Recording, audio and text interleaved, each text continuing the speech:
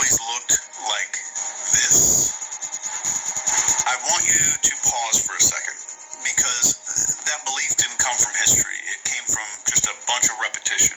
There are people that are alive right now who grew up in Iran wearing jeans, listening to Western music, going to universities, falling in love openly, and then they watch their entire country just snap into something unrecognizable. And I think the part that most people miss is that Iran didn't evolve into this. It was taken.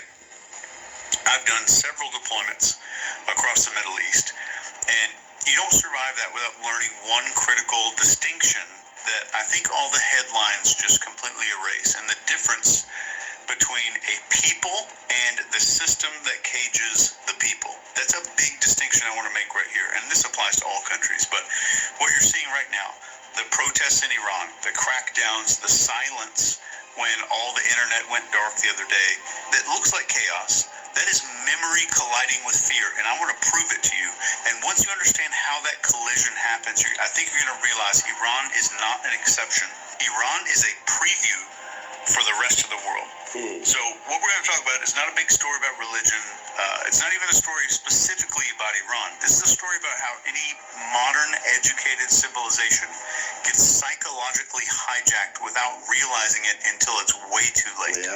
And by the end of this, you're going to see exactly where the takeover happened and the three paths that Iran is likely to take here in the next few months.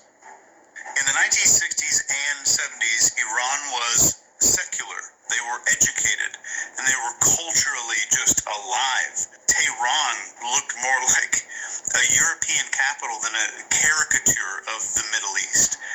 Women in Iran were doctors and lawyers and professors, and universities there were world class. So art and music and science were all just thriving in Iran.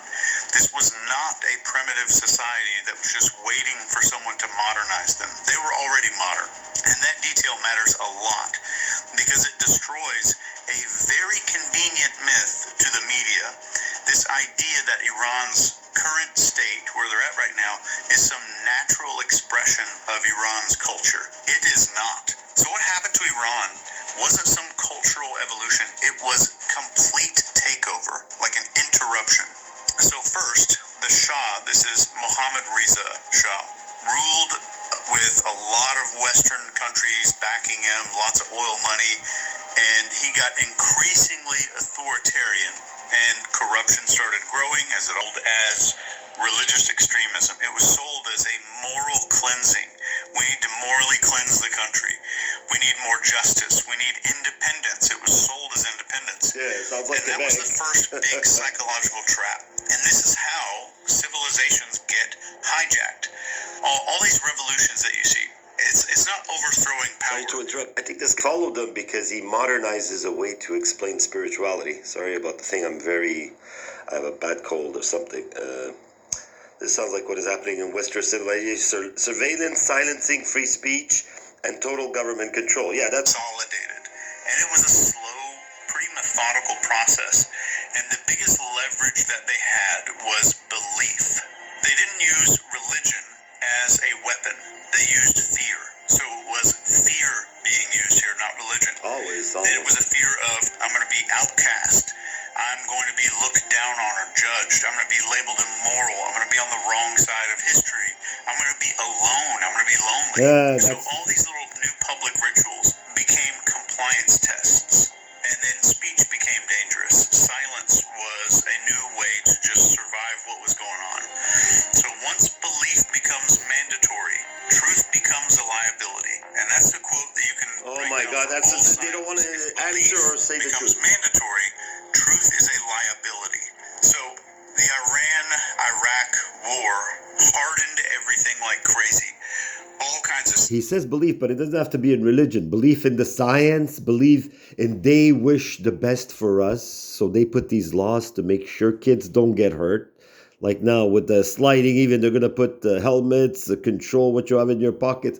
Everything is, whenever they give you a fear tactic that there's something going on the streets, violence, speeding, whatever, even renovations, whatever they tell you, there's always a regime of control. I'm talking about Montreal. I'm not talking about Iran. If you would be followed and tortured every day, and I'm telling people, and of course they wanted to silence me, but they didn't give me any good offer. I mean, they didn't say, well, when you stop, like I took out my channel, they stopped torturing me. So they don't even make sense for their own regime of totalitarian monstrosity of police state.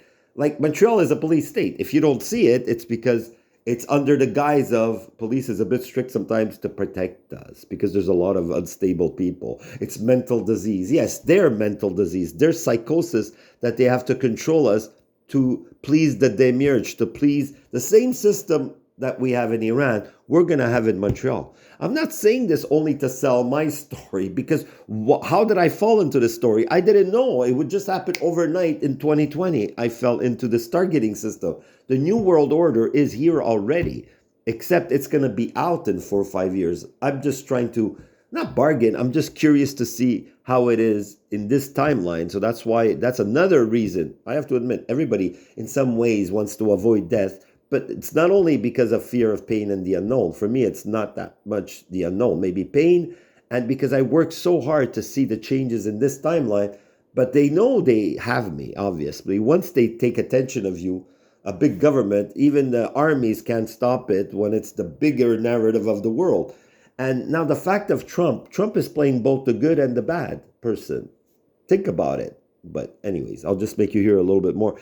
See, you have to see the psychology. And if you're not pure of heart and awakened spiritually, this guy is also awakened spiritually. That's why what he says makes sense. I'm just going to show you a little bit more. Sanctions came after this. The economy strained, surveillance got... This guy is similar to was in the army. That's what he's saying. He goes, when I was deployed, he spoke so well about spirituality, the way he researched all religions and what they have in common. We're all more powerful, and we're all being brainwashed and forced into a regime that's worse than Hitler, like 1 trillion times. I try to tell people, but nobody listens. And it's funny that Iran is a story that came out now. I'm going to keep this still under 10 minutes, but I'm just going to give you a bit. From Tehran. When communication disappears, control increases, but confusion goes through the roof. And confusion is very useful for people like this because PSYOPs don't usually create movements. Think about this. PSYOPs is not designed to manufacture movements. It's made to hijack movements that are already in progress. It's a lot easier that way. So you don't need to invent anger when it already exists. You just need to redirect it to fracture it in another direction. And that's what makes this moment right now very dangerous and so unpredictable. So Iran is under pressure from every direction at one time. They have economic collapse that they're facing. They're facing generational defiance, massive elite corruption, a lot of global scrutiny. They've got to obviously have a shitload of oil. Pressure does not guarantee change, but pressure always reveals the cracks every time. That's why I talk so much about paying attention to pressure. And this brings us to what actually matters right now, and this is what's going to matter to our lives here in the Western world. It's not what's happening right now that's important. It's what's going to happen next. And I think there are 3 paths that might happen here. Path number 1 is the Iron Fist. And it's the most familiar. The regime survives by hardening up. More repression, more surveillance, more arrests, more of these internet blackouts. So fear replaces legitimacy completely. It's just a rule by fear and it's worse than a dictatorship. So these people are complying because of the cost of dissent. So Iran doesn't change outwardly. That's why they're adding it with me. Probably, I would say, more brittle inwardly. And this path can last years, but it's going to rupture again in the future. So path number 2 is a fracture from within. And this one's a little bit quieter. And it's probably more realistic than people want to admit. So this is where the system splits. The elites start negotiating survival. All these reformist people and super hardline people quietly realign with each other. I think when he made this video, he didn't know that they had already been killed, a lot of them. He didn't know that because this is 2 days ago. It's only yesterday, I think, or the day. While he was recording this and putting it on his channel, they were like, but he's giving ideas because you could replace one dictator over another one, right? So controls appearing, and it's just because they're super necessary. So it's an internal triage that the country kind of does on its own, or with some help. But history shows this path very often emerges when insiders fear losing everything more than they fear change. So the country shifts, but slowly, probably carefully, and completely. And path number 3 is the break point. This is a rare path, but I think it's very possible, but it's also the most dangerous. This is where the psychological barrier collapses. So enough people start believing in the system, including all these parts of the security apparatus, and the monopoly on violence starts to fracture. That is when regimes fall really fast. And it's not because the protesters out there are super brave and badass. It's because the enforcement, the people doing the enforcing on the protesters, police would realize it's wrong what they're doing to me, it this is the wouldn't path that hold. leads to chaos or rebirth, or maybe both. And nobody ever controls how it ends. The real takeaway here is Iran isn't just a warning about religion.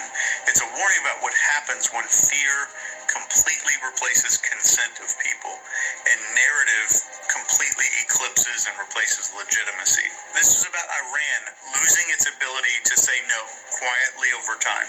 The heaviness that I feel just talking about this, it's not just about Iran. What we're talking about here when it comes to PSYOPs, this is about what any society becomes when stories matter more than people.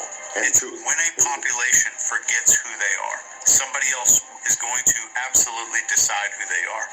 And once you see that mechanism, you're going to start seeing it everywhere, and you'll watch it play out here in the next few weeks with Iran. Hope it all goes well. See you.